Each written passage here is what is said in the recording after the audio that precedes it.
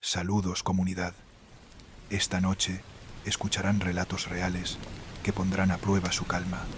Si disfrutan del misterio y el terror, dejen su like, suscríbanse al canal y cuéntenos desde qué lugar del mundo nos acompañan.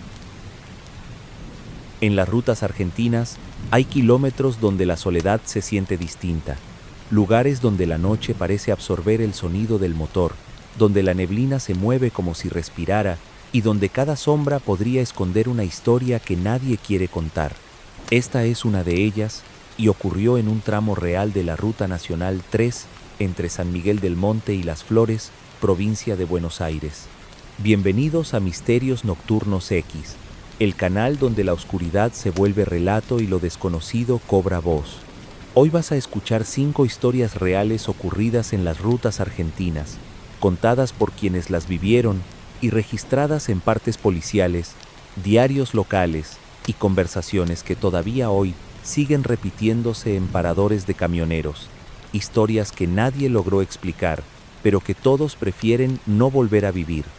La primera comienza una madrugada de invierno, hace poco más de una década. Un camionero llamado Rubén, oriundo de Luján, llevaba una carga de frutas rumbo a Bahía Blanca. Había salido de Buenos Aires pasadas las 10 de la noche y a eso de las 2 de la mañana, cuando el cansancio lo empujaba a pensar en un mate caliente, vio algo al costado de la ruta. Una figura blanca, inmóvil, parada junto al guardarraíl. Redujo la velocidad. Al principio creyó que era alguien haciendo dedo, pero cuando se acercó, notó que no movía los brazos ni hacía señales. Estaba quieta, mirando hacia la ruta, con un vestido largo y el cabello cubriéndole la cara.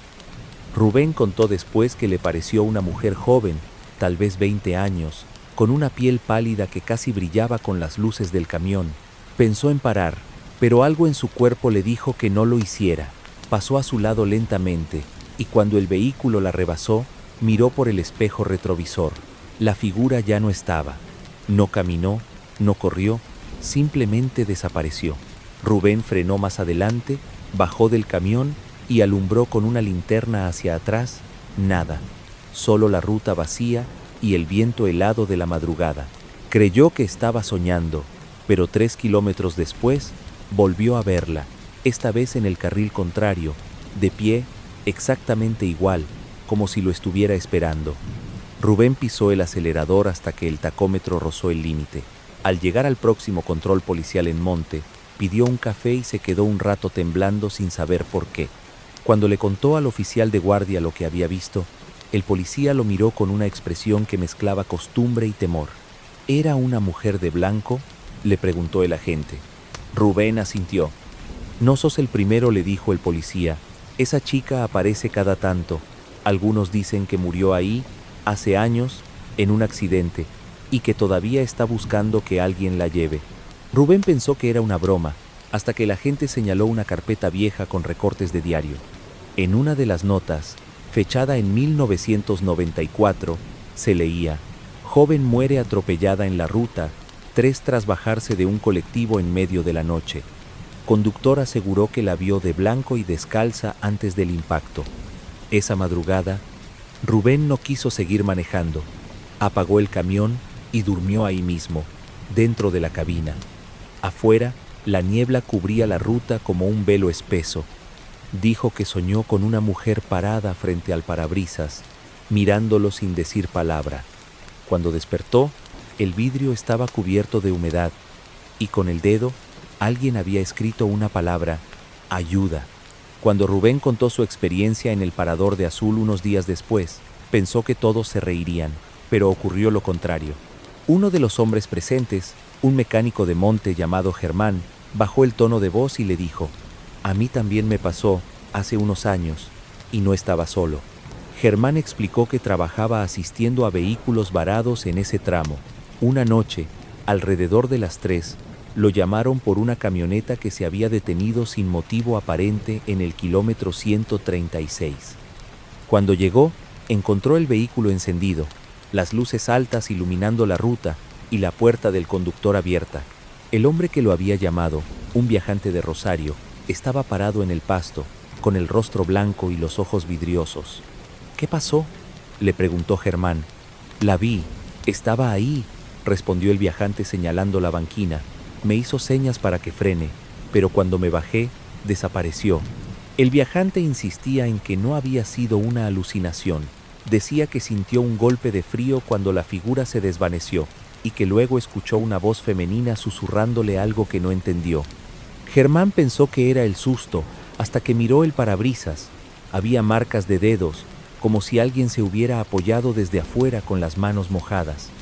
Días más tarde, ambos fueron al destacamento de San Miguel del Monte para hacer la denuncia, pero el oficial de turno les dijo que no era necesario.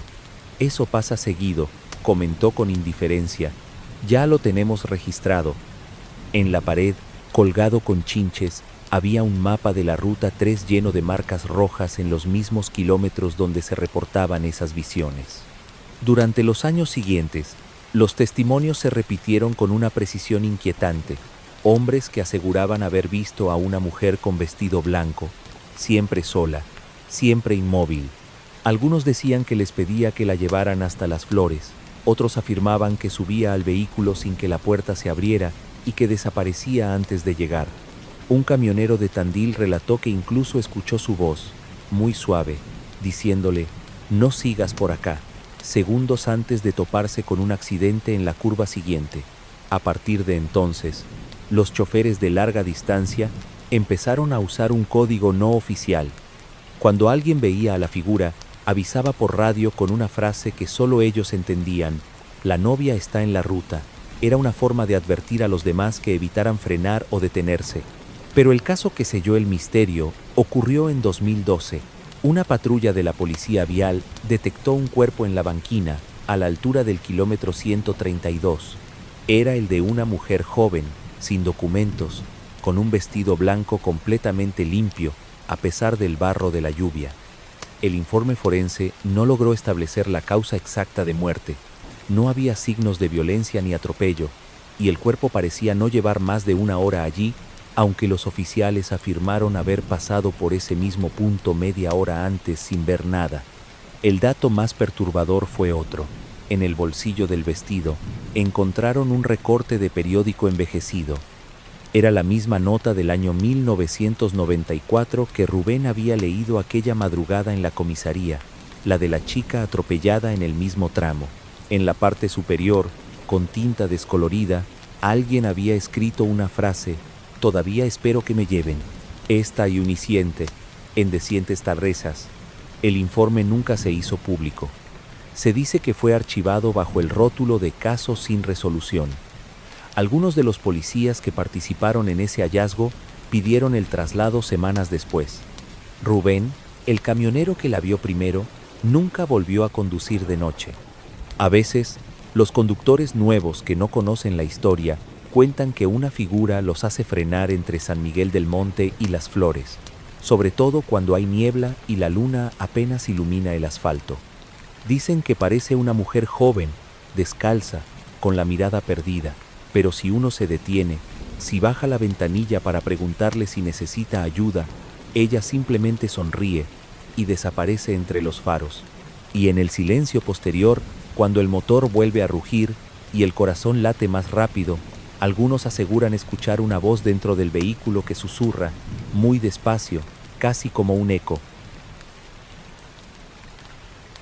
La Ruta Nacional 34 es una línea infinita que cruza el norte argentino desde Santa Fe hasta Jujuy. De día parece inofensiva, pero de noche es otra cosa. Los lugareños dicen que la 34 no perdona a los distraídos. Algunos aseguran que hay algo en ese tramo que juega con el cansancio, con la percepción y con la cordura de los conductores.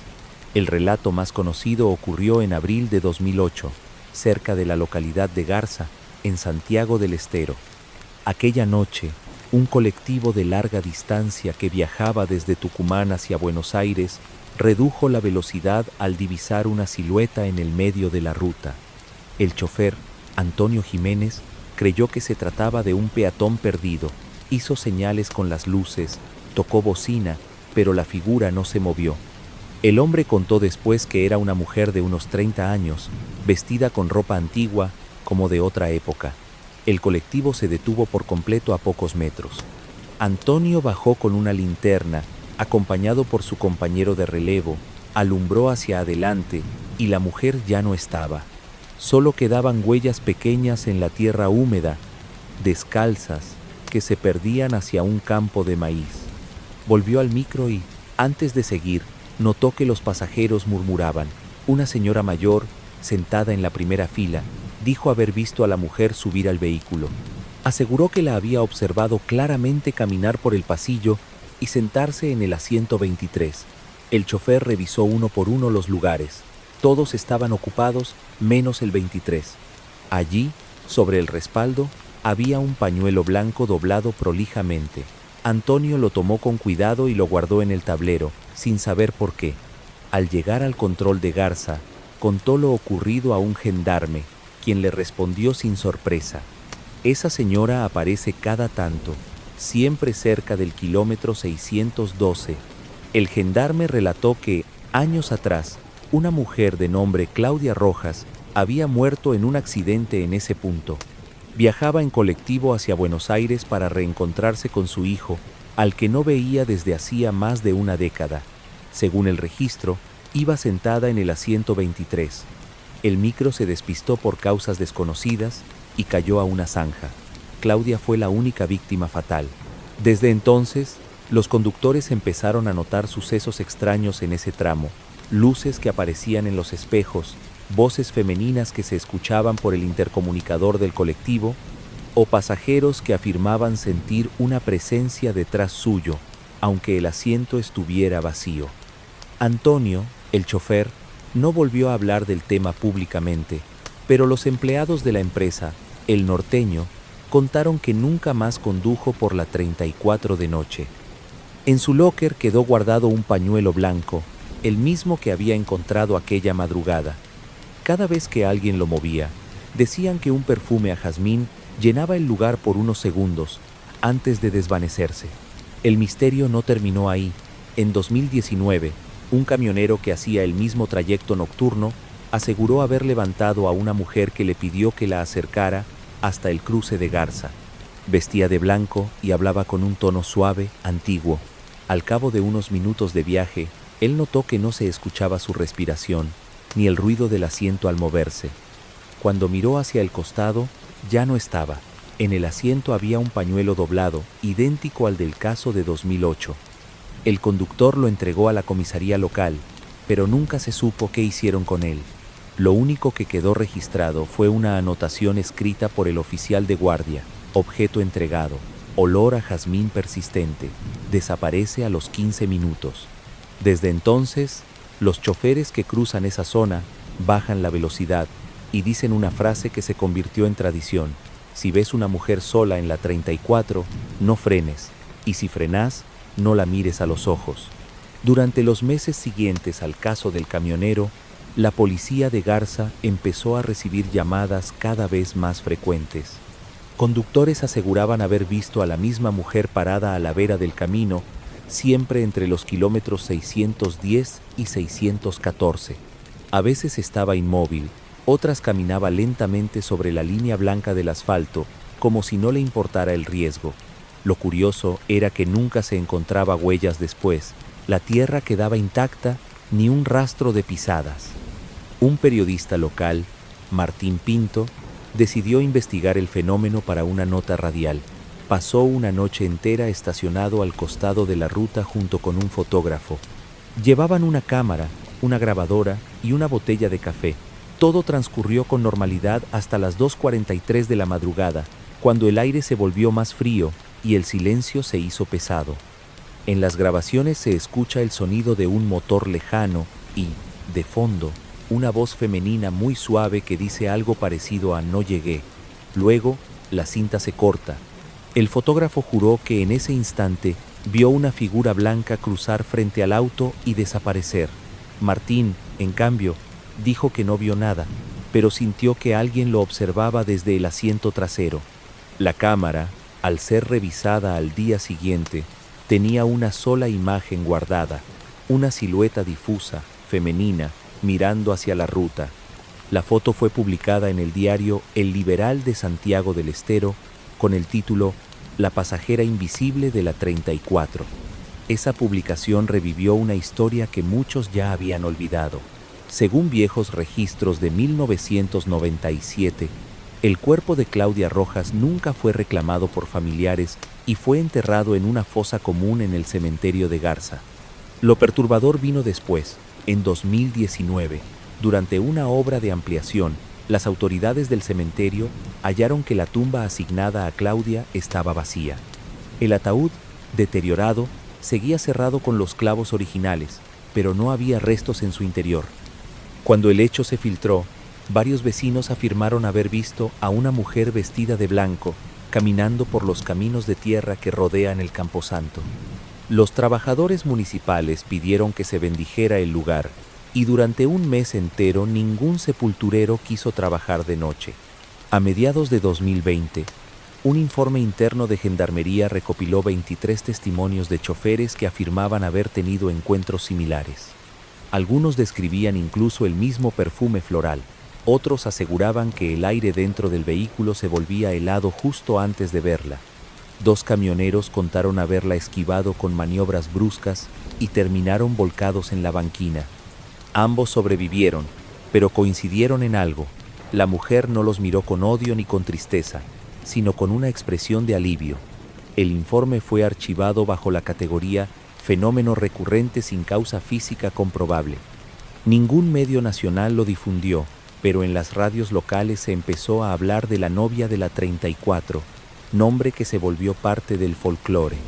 Cada abril, cuando se cumple un nuevo aniversario del accidente de 1994, algunos camioneros dejan flores blancas en el kilómetro 612, otros tocan bocina 3 veces al pasar, como saludo o advertencia. Lo más inquietante ocurrió en 2022. Un micro turístico que iba hacia Tucumán sufrió un desperfecto en el mismo tramo. Mientras el chofer revisaba el motor, una pasajera comenzó a gritar. Decía que una mujer estaba sentada a su lado, tomándole la mano y preguntándole si sabía cómo llegar a Buenos Aires. Cuando el chofer subió al ómnibus, el asiento estaba vacío, pero el brazo de la pasajera tenía marcas de dedos, frías, como si alguien lo hubiera sujetado con fuerza. Esa noche, el micro fue remolcado y nadie quiso seguir el viaje hasta que amaneció. El jefe de la empresa de transporte, consultado más tarde, dijo una frase que se volvió famosa entre los choferes del norte. En la 34 las almas no viajan solas. Desde entonces, todo aquel que conduce por esa ruta sabe que entre las luces de los camiones y la neblina que baja desde los cañaverales puede aparecer una figura blanca. Algunos la ven al costado, otros dentro del vehículo. Nadie sabe cuándo ni por qué, pero los más viejos aseguran que, si la encontrás y seguís de largo sin mirar atrás, ella te deja pasar. Si frenás, puede que se siente a tu lado, y entonces el viaje, como dicen los hombres de ruta, ya no termina nunca más. La Ruta Nacional 14 serpentea entre curvas y zonas de neblina espesa, acompañada por árboles retorcidos que parecen vigilar desde la banquina. Es la arteria que une el litoral argentino, pero también uno de los lugares con más relatos de tragedias. Los choferes la llaman la ruta que no perdona y aseguran que hay tramos donde la noche tiene vida propia. En septiembre de 2003, un camionero de apellido Mancilla viajaba rumbo a Misiones cargando electrodomésticos. Había salido de Buenos Aires al anochecer y calculaba llegar a Posadas al amanecer. Todo iba bien hasta que, a la altura del kilómetro 238, una neblina densísima cubrió la ruta en cuestión de segundos. Redujo la velocidad, encendió las balizas y avanzó a paso lento. Entonces vio, a unos 30 metros, la figura de otro camión detenido en medio del camino, con las luces encendidas y las puertas abiertas. Mancilla estacionó a un costado y bajó con la linterna para ofrecer ayuda. Llamó, gritó, pero nadie respondió. El motor del otro camión seguía encendido, el escape echaba humo y la radio sonaba con estática. Subió al estribo y alumbró la cabina, vacía. Pensó que el conductor habría bajado unos metros, así que empezó a buscarlo por los alrededores. Caminó unos 50 metros hacia la banquina y vio huellas frescas que se internaban en el monte. Las siguió hasta que escuchó un ruido detrás suyo. El motor del camión que había quedado encendido aceleró solo. Mansilla corrió de vuelta, pero cuando llegó, el vehículo comenzó a moverse lentamente por sí mismo, sin nadie al volante. Intentó alcanzarlo, gritó pidiendo ayuda, pero el camión avanzó unos 50 metros, giró levemente hacia la derecha y se estrelló contra un árbol. En ese instante, la neblina se levantó y el silencio fue absoluto. Minutos después, apareció un patrullero. Los oficiales revisaron el lugar y confirmaron lo imposible. No había rastros de conductor. El camión pertenecía a una empresa de transporte de Gualeguaychú. Según el registro, su chofer, Carlos Altamirano, había desaparecido hacía 3 días. La policía lo había estado buscando justo en esa zona. Al revisar el interior, encontraron un detalle que los dejó helados.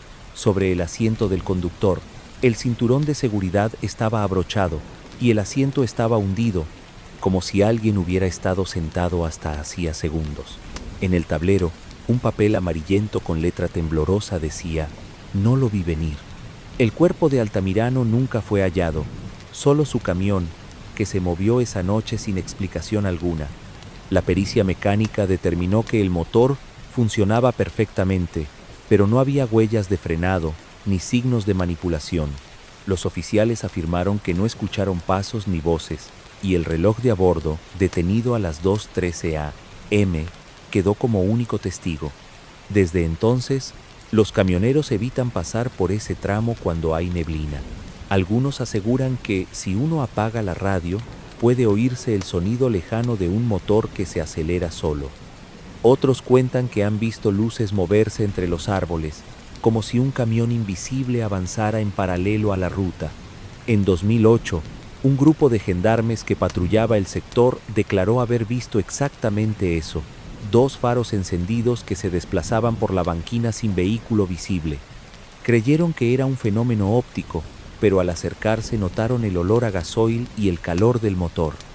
Cuando las luces se apagaron, la tierra seguía vibrando, como si un camión hubiera pasado segundos antes. Con el tiempo, el caso de Altamirano se transformó en una advertencia para los nuevos conductores. Si ves un camión encendido y sin chofer, no te acerques. Podría ser el del 238. Las radios de ruta todavía repiten ese código.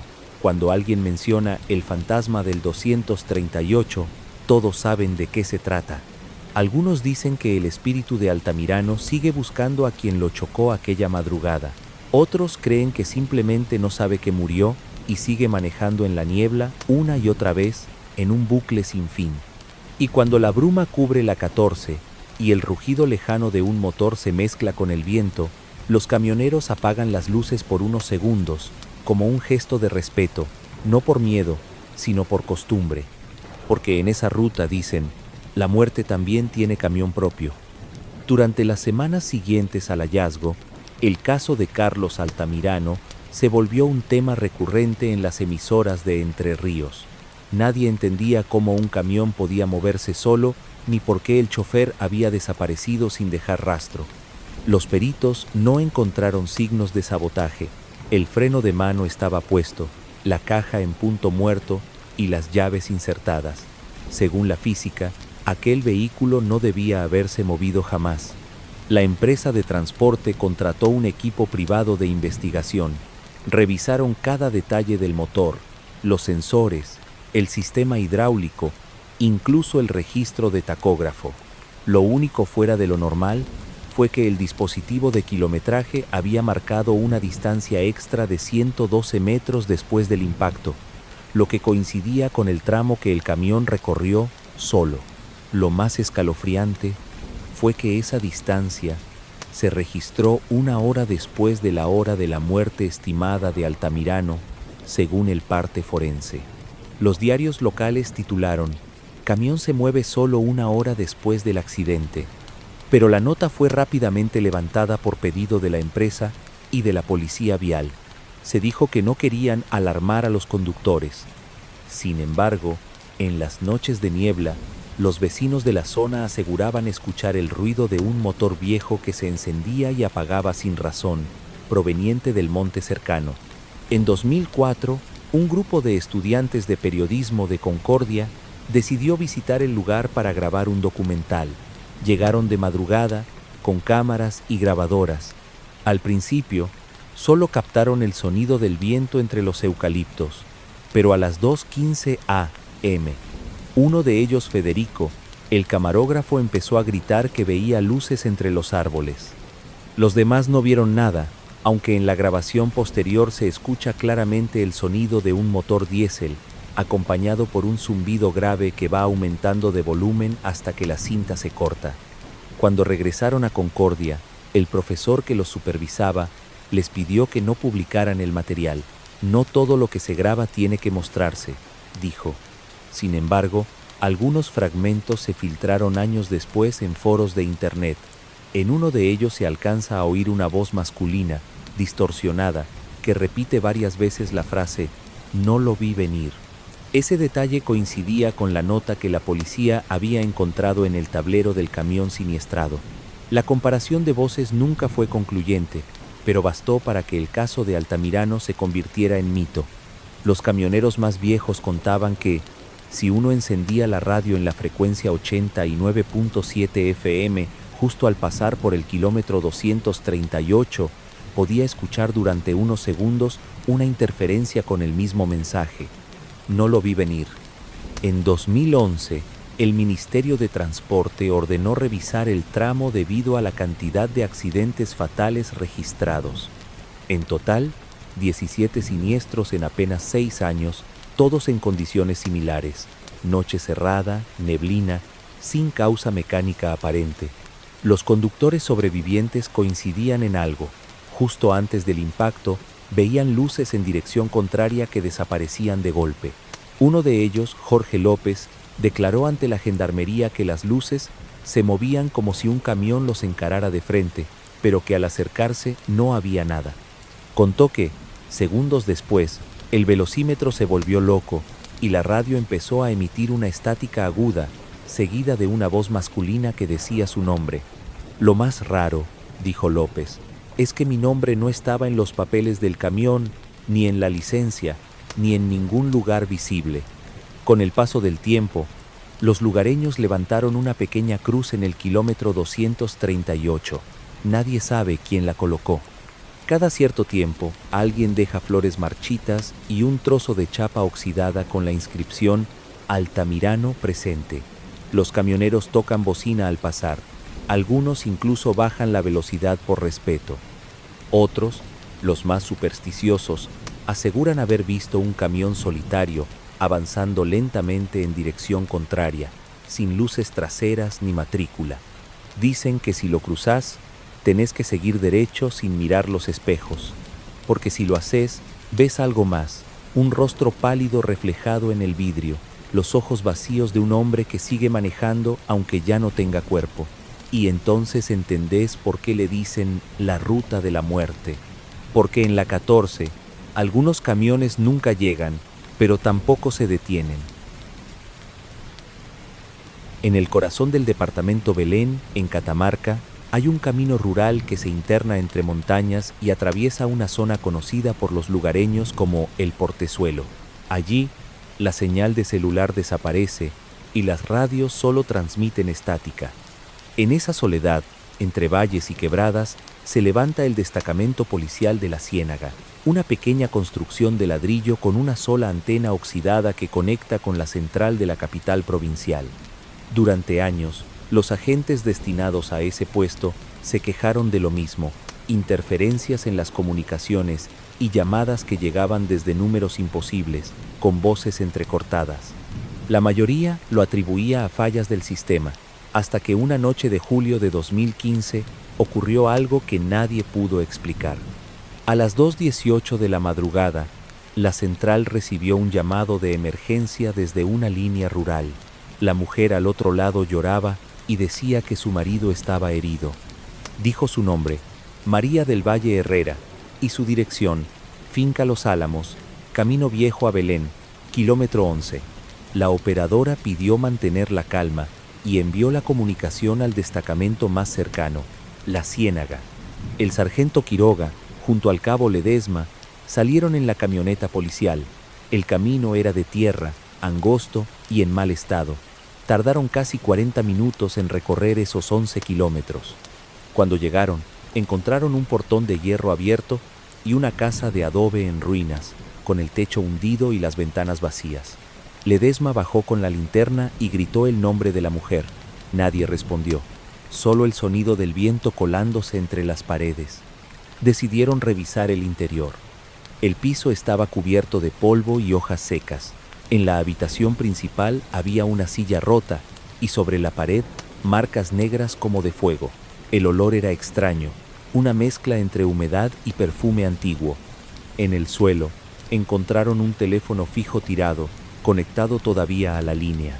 Lo más perturbador fue que la pantalla marcaba la hora exacta en que se había recibido la llamada 2:18. Quiroga levantó el auricular. Silencio. Luego, un susurro. Una voz femenina muy baja que decía, «Llegaron tarde». El policía soltó el teléfono y salió corriendo al exterior. Ledesma lo siguió, sin entender lo que pasaba. Antes de subir al móvil, ambos vieron algo. Una luz débil que se encendía dentro de la casa, como si alguien caminara con una vela. Volvieron al destacamento al amanecer y reportaron lo sucedido. La central les informó que la línea desde la que se había hecho la llamada no figuraba activa desde hacía más de 20 años. Según los registros telefónicos, la finca Los Álamos había sido dada de baja en 1994, luego de un incendio que destruyó la casa y causó la muerte de una pareja, María del Valle Herrera y su esposo, Ramón Calderón. La autopsia de aquella época indicaba que el hombre había muerto por asfixia y que la mujer fue encontrada cerca del teléfono, con la mano extendida hacia el cable. Todo eso estaba archivado en un expediente olvidado. Pero la llamada de 2015 estaba grabada. La voz de la mujer pedía ayuda y mencionaba claramente su nombre. Cuando los técnicos de la central escucharon el audio completo, descubrieron algo más. Después de los gritos, se oía una respiración profunda y al fondo, otra voz masculina, ronca que decía, «No la dejes sola». Luego, el sonido de estática. El jefe de la división de comunicaciones envió una comisión para revisar la zona, pero no encontraron nada nuevo. Solo la misma casa abandonada, el mismo teléfono viejo y en el vidrio de la ventana principal una huella reciente de mano femenina perfectamente marcada en el polvo. Desde entonces, los agentes de La Ciénaga aseguran que, cada tanto, el teléfono del destacamento suena una sola vez durante la madrugada, aunque no haya línea activa. Y cuando atienden, solo se escucha una respiración. Dicen que es María, la mujer que murió pidiendo ayuda que nunca llegó. La investigación oficial se abrió 3 días después del suceso. El comisario Ricardo Nievas, jefe de la división Belén, viajó personalmente al lugar junto con un técnico en comunicaciones. Su primera intención era descartar cualquier posibilidad sobrenatural. Suponía que alguien había hecho una broma desde una línea rural interferida. Pero apenas entró al camino de tierra que llevaba a la finca, la radio del móvil comenzó a emitir un zumbido constante y la brújula digital del tablero empezó a girar sin control. Cuando llegaron, el sitio era un cementerio de silencio. La casa seguía igual, destruida, cubierta de polvo. Nievas ordenó revisar la línea telefónica. El técnico, un hombre de apellido Rossi, siguió el cable desde el poste hasta el interior. Terminaba cortado a la mitad del recorrido, oxidado, sin posibilidad de transmitir señal alguna. Sin embargo, el teléfono dentro de la casa emitía un leve zumbido eléctrico, como si estuviera conectado a una corriente invisible. Rossi juró que, mientras probaba continuidad con el multímetro, la aguja marcó actividad durante 5 segundos exactos, justo a las 2:18 p.m., la misma hora registrada en la llamada nocturna. El fenómeno se repitió solo una vez más, y luego el aparato murió para siempre. Esa tarde, Nievas revisó los viejos archivos del incendio de 1994. En el parte policial, se mencionaba que el fuego comenzó en la habitación principal, aparentemente por una lámpara de querosén. Los vecinos habían intentado ayudar, pero las llamas avanzaron rápido. Lo perturbador era que, según las fotos de aquella época, la silla quemada y las marcas en la pared coincidían exactamente con lo que Quiroga y Ledesma habían visto 20 años después. Una semana más tarde, el sargento Quiroga pidió traslado. Dijo que no podía dormir, que soñaba con el teléfono sonando dentro de la casa. En sus declaraciones internas relató que, cada vez que cerraba los ojos, escuchaba la misma frase: llegaron tarde. Ledesma, su compañero, aseguró que también había comenzado a escuchar sonidos por el intercomunicador del patrullero, incluso con el equipo apagado. Voces femeninas, un llanto suave, y luego la palabra ayuda. El expediente se cerró sin conclusiones, pero el destacamento de la Ciénaga quedó con reputación de maldito. En 2018, un grupo de nuevos agentes fue enviado a ocupar el puesto. La primera noche, el cabo Soria recibió una llamada interna a través del sistema digital, proveniente del número 101 Ciénaga.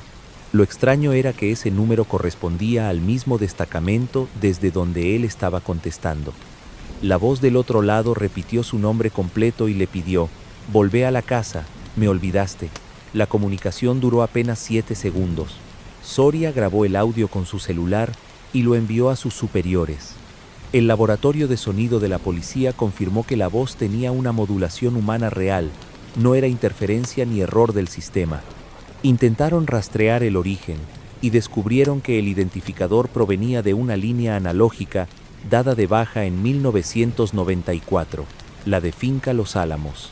Poco después, un sacerdote fue convocado para bendecir el lugar.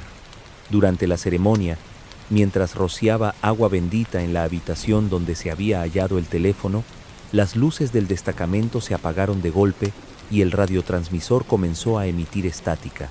Todos escucharon claramente una voz femenina que decía: «Gracias por venir». El padre detuvo la bendición y se retiró sin decir palabra. Esa grabación también quedó archivada, aunque nunca fue difundida. Nievas, el comisario que dirigió la investigación, se jubiló poco después. En una entrevista años más tarde, reconoció que ese caso fue lo único en su carrera que no pudo explicar. Lo que escuchamos esa noche no fue un eco ni una interferencia. Fue alguien que aún necesitaba hablar. Hoy, el destacamento de la Ciénaga sigue en pie, pero ningún agente quiere hacer guardia solo.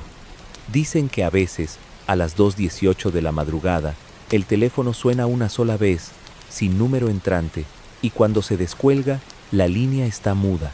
Luego, apenas audible, una respiración.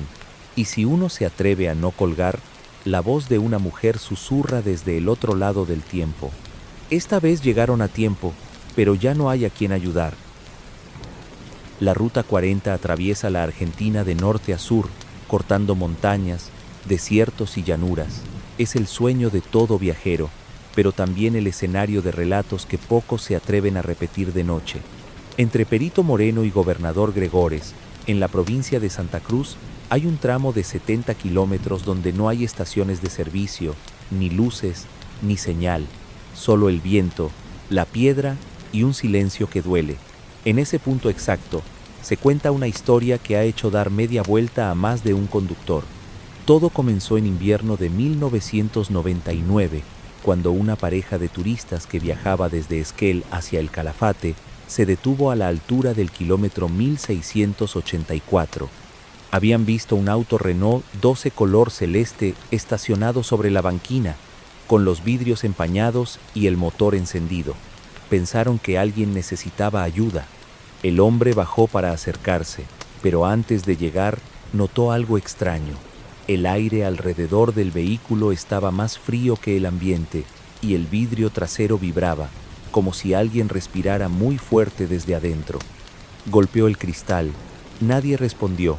Al asomarse, vio 2 siluetas sentadas adelante, inmóviles, mirando hacia el frente. Creyó que estaban dormidas. Dio un paso más y tocó la manija, fría como el hielo. Intentó abrir, pero estaba trabada. En ese momento, el motor del Renault se apagó solo. El silencio fue tan total que se escuchó el viento golpeando los médanos. Volvió a su auto, temblando. Cuando se dio vuelta, el Renault ya no estaba. Días después, el hombre relató el hecho en una estación de servicio de Gregores. El encargado le contó que ese auto había sido visto muchas veces antes, siempre en el mismo tramo, y que según los registros policiales, un Renault 12 celeste había volcado en ese punto exacto en 1978. El accidente fue fatal. Murieron un matrimonio y su hija pequeña. Durante años, los camioneros lo llamaron el coche dormido. Algunos decían que lo habían visto con las luces encendidas, otros con la radio sonando. Lo más perturbador era que siempre parecía recién lavado, sin polvo, aunque en esa zona el viento arrastra tierra constantemente. En 2005, un grupo de mochileros chilenos afirmó haberlo fotografiado. En la imagen, tomada con una cámara analógica, el auto aparecía borroso, pero se distinguían claramente tres figuras en el interior. Uno de ellos, el que iba detrás del volante, parecía sonreír. Un periodista de Río Gallegos publicó la historia en un blog local, y en pocos días comenzaron a llegar más testimonios. Un hombre que viajaba en moto dijo haber sentido el olor a nafta en el aire y escuchar una radio vieja reproduciendo un tango, aunque no había vehículos cerca. Una mujer que pasaba de noche con su hijo contó que vio un auto estacionado con un faro encendido y que al mirar por la ventanilla vio a una nena con trenzas que le hacía señas para que se detuviera. Cuando frenó, no había nada. En 2013, la Policía Provincial hizo un operativo por un accidente en ese mismo punto. Al llegar, encontraron marcas recientes de neumáticos sobre la grava, pero ningún vehículo. El jefe del operativo, el oficial Maidana, declaró luego ante el fiscal: había olor a combustible fresco y el suelo todavía estaba caliente, como si el motor hubiera estado encendido hacía unos minutos. El fenómeno se volvió tan conocido que algunos viajeros empezaron a ir a propósito al kilómetro 1684 para buscar al Renault fantasma. Algunos llevaban cámaras, otros solo curiosidad. Ninguno consiguió pruebas claras, pero casi todos regresaron con el mismo relato: una sensación de frío repentino, el ruido de un motor encendiéndose a lo lejos y una presencia que se siente cerca, observando desde el interior del coche invisible. Y cada tanto, algún camionero que atraviesa ese tramo en plena madrugada asegura ver el auto detenido sobre la banquina, siempre igual, siempre con las luces bajas y los vidrios empañados. Dicen que si te acercas demasiado, el vidrio se aclara y podés ver a la familia adentro, inmóvil, con los ojos abiertos, esperando a que alguien finalmente los lleve a casa. En 2016, el programa radial Patagonia Nocturna dedicó un especial a recopilar relatos de camioneros y viajeros del sur. Entre los audios que recibieron hubo uno que sobresalió: la voz de un hombre mayor, quebrada y pausada, que decía llamarse Aníbal Reyes, ex mecánico de la concesionaria donde según él se había vendido aquel Renault 12 en 1976. Contó que el auto había sido retirado por un matrimonio de apellido Serrano que planeaba mudarse a Río Gallegos con su hija de 9 años. 2 años después, la familia murió en un accidente, el mismo que la policía registró en el kilómetro 1684. Aníbal aseguró que nunca pudo olvidar la matrícula, EBBG 327. La lavé yo mismo el día que lo entregaron, dijo. Lo estremecedor fue lo siguiente: desde 1999, año en que el primer turista reportó haber visto el coche detenido, ningún registro vial ni base de datos del país tenía un vehículo activo con esa patente. Aún así, en 2021, una pareja francesa que viajaba en motorhome grabó un video al pasar por ese tramo. En él se observa, por menos de 2 segundos, un auto azul estacionado al costado del camino. Al hacer pausa cuadro por cuadro, puede leerse claramente la chapa, VBG 327. El video se volvió viral en foros de lo paranormal. Algunos intentaron explicar el fenómeno como un reflejo o una distorsión óptica por la vibración del parabrisas. Pero al ajustar el contraste, aparecieron 3 siluetas nítidas dentro del vehículo. un hombre al volante, una mujer en el asiento del acompañante y en el medio del asiento trasero, una niña mirando directo a la cámara. Los especialistas en imagen confirmaron que no se trataba de una edición. El clima ese día marcaba 3 grados Celsius, pero un sensor térmico infrarrojo mostró que el auto emitía calor propio, como si el motor realmente estuviera encendido. La policía de Santa Cruz intentó verificarlo, pero cuando llegaron al sitio ya no había nada, solo las marcas de neumáticos sobre la tierra congelada. Esa misma noche, los gendarmes que participaron del operativo regresaron a Gregores. Mientras cargaban combustible, la radio del patrullero comenzó a reproducir una melodía antigua, un tango instrumental.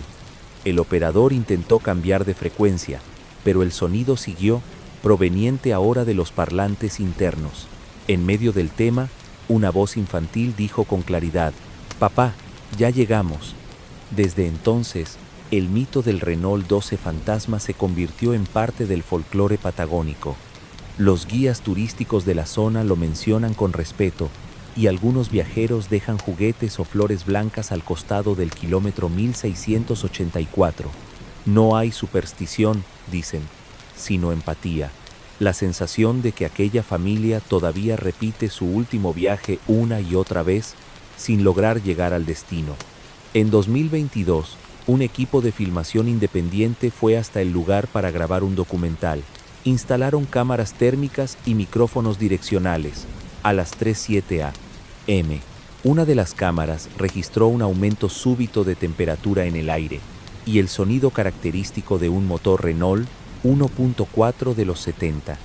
Cuando reprodujeron el audio, detectaron 3 respiraciones, 2 adultas y una infantil, seguidas de un susurro apenas audible: «Gracias por frenar». Los técnicos se miraron sin decir palabra. Nadie quiso quedarse hasta el amanecer. Días más tarde, el material desapareció del disco duro principal. Solo quedó un archivo corrupto con el nombre 327 MP3. Hoy, cada vez que alguien viaja por esa zona de la Ruta 40 y ve un auto viejo a la distancia, lo primero que hace es mirar el reloj. Si el minuto marca un número impar, los camioneros dicen que conviene seguir derecho. Si es par, más vale detenerse y rezar un Padre Nuestro antes de mirar por la ventanilla. Porque según cuentan, cuando el viento sopla desde el sur y la luna ilumina la banquina, puede escucharse el ronroneo de un motor que no debería existir. Un Renault 12 celeste que aparece y desaparece, llevando consigo a 3 almas que nunca encontraron descanso. Y así, entre neblina, viento y asfalto, termina esta noche de relatos reales que la ciencia no pudo explicar. 5 historias contadas por voces de carne y hueso, ocurridas en nuestras propias rutas, donde lo imposible a veces se cruza frente a las luces del vehículo y deja una marca imposible de olvidar.